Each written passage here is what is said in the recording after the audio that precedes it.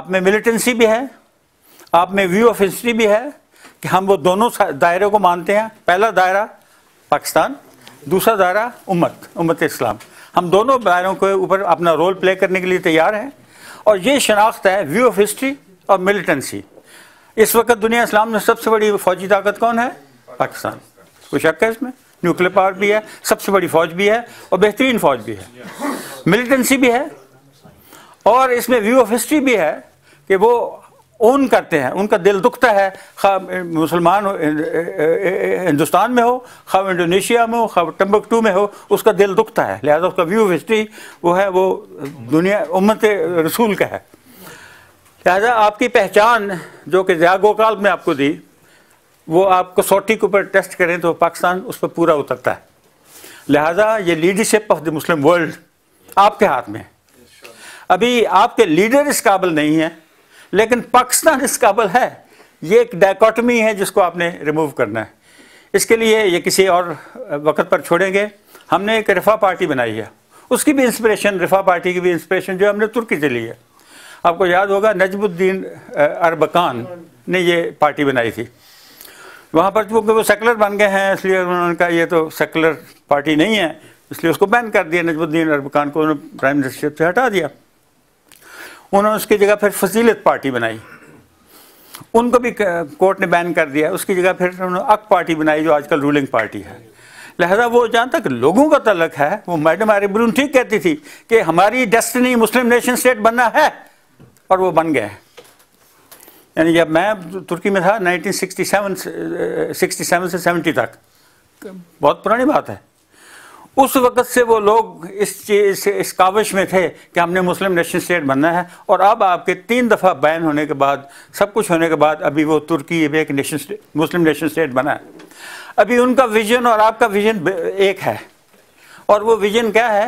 ECO آپ نے نام سنا ہوگا، اکنامک کوآپریشن آرگنائزیشن، جس میں 5 سینٹرل ایشین ملک ترکی، ایران، پاکستان اور آذربائیجان شامل ہیں.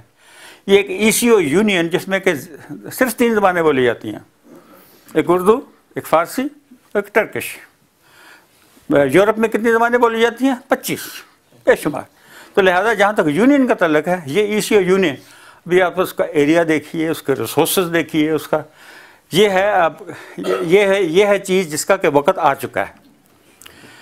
پاکستان کب یہ کام کر سکے گا، لیڈرشپ اپنی کب اس کی قائم ہوگی کہ وہ ویژن دے گا دنیا کو کہ ہم نے ECO کی فیڈریشن بنانی ہے، اور وہ کامیابی دے گا اپنے آپ کو کشمیر کو آزاد کرا کے. یہ بات، یہ 2 میں سمجھتا ہوں کہ بڑے عظیم مقاصد ہیں. اور اگر ان مقاصد کی بنیاد کے اوپر کوئی پارٹی کوئی اور نہیں بناتا تو میں بناؤں گا. رفا پارٹی بنائیں گے، اور یہ انٹرنیشنل پارٹی ہوگی انشاءاللہ، جو کہ پورے دنیا اسلام کو اکٹھا کرنے کی کوشش کرے گی. اور یہ 8 کے 8 ملک جن کا میں ذکر کر رہا ہوں، ان میں یہ ہوگی. لہذا میں اس پر ختم کرتا ہوں کہ مجھے جو سمجھ آئی ہے، میں نے کتابیں پڑھ کے نہیں آئی، میں نے دنیا کی کتاب میں چل پھر کے دیکھا ہے، لوگوں سے باتیں کی ہیں، اور دنیا کے لوگوں سے باتیں کی ہیں، اور اس سے میں اس بات نتیجے پہ پہنچا ہوں جو میں نے آپ کو بیان کیا ہے. اور ابھی میں سمجھتا ہوں کہ ہمیں 2 کام کرنے ہیں. چھوڑ دیں لیڈر کیا کرتے ہیں، پتہ نہیں کیا کرتے ہیں، لیکن ہم نے کشمیر کو آزاد کرانا ہے، انشاءاللہ کرائیں گے. اور ہم نے اپنے آپ کو ایک ویژن دینا ہے کہ ہم نے یہ جو پورا خطہ زمین ہے اس کو یونائٹ کرنا ہے. شکریہ.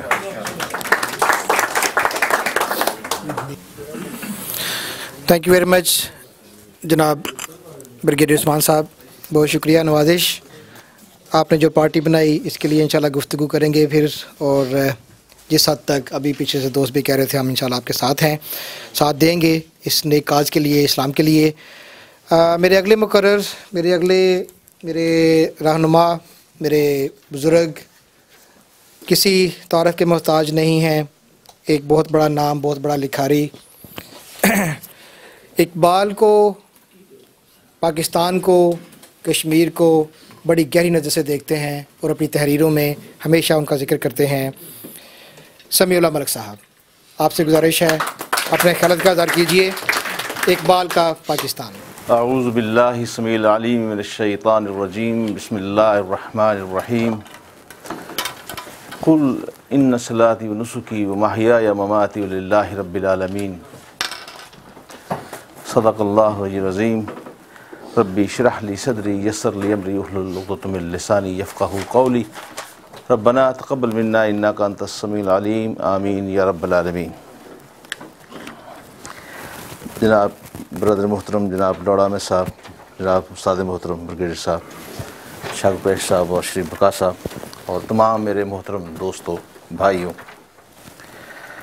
جو سوئی گھڑی کی سوئی کی ٹک ٹک اپنے انجام کی طرف پہنچتی ہے تو جو مقرر ہوتا ہے اس کا دل بھی ڈوبنا شروع ہو جاتا ہے،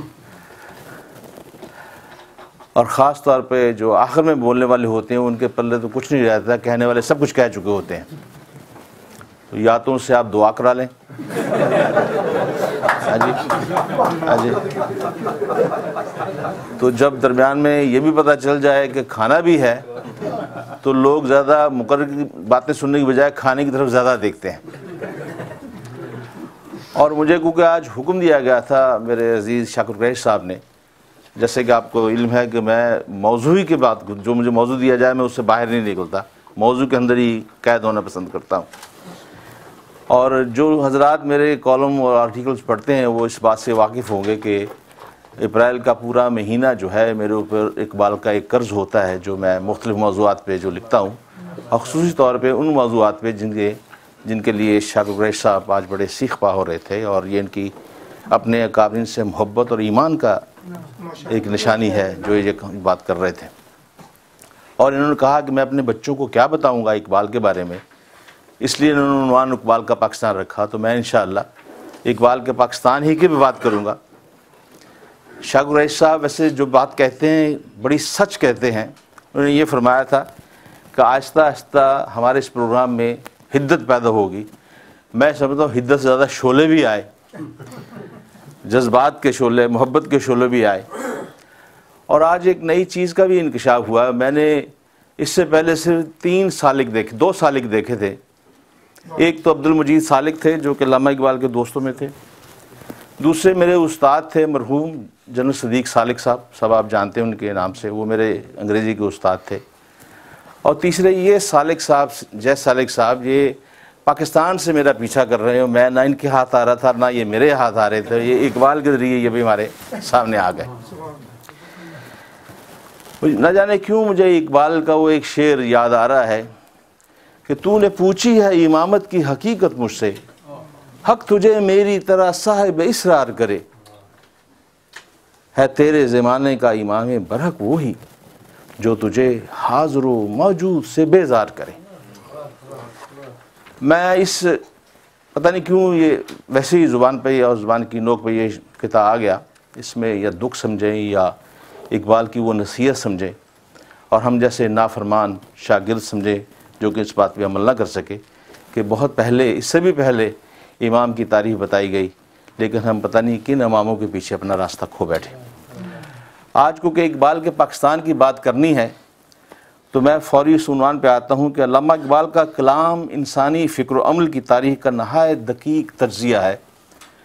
انہوں نے اپنی غیر معمولی بصیرت کی بنا پر تاریخی حوادث سے متعدد دورس نتائج اخذ کیے، بعض وہ نتائج بھی جو ابھی رونما نہیں ہوئے تھے۔ ان کا یہ شعر مبنی بر حقیقت ہے کہ حادثہ جو ابھی پردہ افلاک میں ہے، عکس اس کا میرے آئینہ ادراک میں ہے۔ بر صغیر کے مسلمانوں کی تاریخ پر اقبال نے خصوصیت کے ساتھ توجہ دی۔ انہوں نے دیکھا کہ یہ وسیع و عریض خطہ مدت تک مسلمانوں کے فکر و عمل کی عظیم جولان گاہ بنا رہا، اور انہوں نے بڑی کامیابی کے ساتھ ایک عظیم الشان اسلامی معاشرہ تشکیل کیا جس کے برجستہ تمدنی نقوش ناقابل محو ہیں۔ مسلمان یہاں اگرچہ دوسری اقوام کی نسبت تعداد میں کم اور مختلف علاقوں میں بکھرے ہوئے تھے، لیکن عقیدہ توحید نے انہیں ہمیشہ اسلام کے رشتہ وحدت میں منسلک رکھا۔ متعدد مسلمان خاندانوں نے یہاں 1000 سال تک حکومت کی، ان میں غزنوی، غوری، خلجی، تغلق، لودھی اور مرغ خاندان زیادہ معروف ہیں۔ یہ حکومتیں اگرچہ مذکورہ خاندانوں کے نام سے منسوب تھیں، لیکن چونکہ وہ اسلامی اصولوں کی اساس پر استوار کی گئیں اور اسلامی اقدار کی حفاظت و نشر و اشاعت کے لیے کوشاں رہیں، اس لیے انہیں اسلامی حکومتوں کے نام سے یاد کیا جاتا ہے۔ ان کے حکمران مسلمان تھے اور دین اسلام کو اپنی حکومت کا تشخص اور طرہ امتیاز سمجھتے تھے۔ وہ اپنی قائم کردہ عدالتوں میں اسلامی قوانین کو نافذ اور رائج کرتے تھے، مدرسوں اور مساجد کی تاسیس کرتے اور ان میں اسلامی تعلیمات اور روایات اور مسلمانوں کی زبان و ادب کو فروغ دیتے۔ اکثر سلاطین وقت صوفیہ اور علماء کی عزت و تکریم کرتے اور ان سے ہدایات بھی حاصل کرتے، اور صوفیہ ہمیشہ سلاطین کو رعایا کے ساتھ عدل اور احسان کی تلقین کیا کرتے تھے۔ محمد بن قاسم کے بعد محمود غزنوی نے مسلمانوں کے لیے ہندوستان کے دروازے کھول دیے۔ محمود غزنوی نے دہلی کو مسلم سلطنت کا دارالسلطنت قرار دیا۔ تمام مسلمان بادشاہوں اور حکمرانوں نے اپنی حکومت کی شناخت دین اسلام کو قرار دیا، اور ہر ایک نے اپنے آپ کو دین کے مبلغ، محافظ اور اس کی عظمت کے مظاہر و معید کے طور پر ملقب کیا۔ اس حوالے سے اکثر سلاطین کے القاب ذرا قابل ملاحظہ ہوں، دیکھیے ذرا آپ، مثلا معز الدین غوری، قطب الدین ایبک، شمس الدین التمش، رکن الدین فیروز شاہ، غیاث الدین بلبن، علاء الدین محمد شاہ، ظہیر الدین بابر، نصیر الدین ہمایوں، جلال الدین اکبر، نور الدین جہانگیر، شہاب الدین شاہ جہاں اور محی الدین اورنگزیب عالمگیر وغیرہ وغیرہ۔ یہ دیکھیے دین کا لفظ ہر ایک کے نام کے ساتھ ایک لقب کے طور پر رہا۔ اس سے معلوم ہوتا ہے کہ سلاطین تخت نشینی وقت یہ اصرار کرتے تھے کہ وہ دین اسلام کے تحفظ اور ترویج میں ہمیشہ کوشاں رہیں گے۔ اگر احیاناً کوئی بادشاہ دینی امور کی اشاعت میں کوئی کوتاہی کرتا تو صوفیہ اور علماء اسے متنبہ کرتے اور اس کی اصلاح کی بھرپور کوشش کرتے۔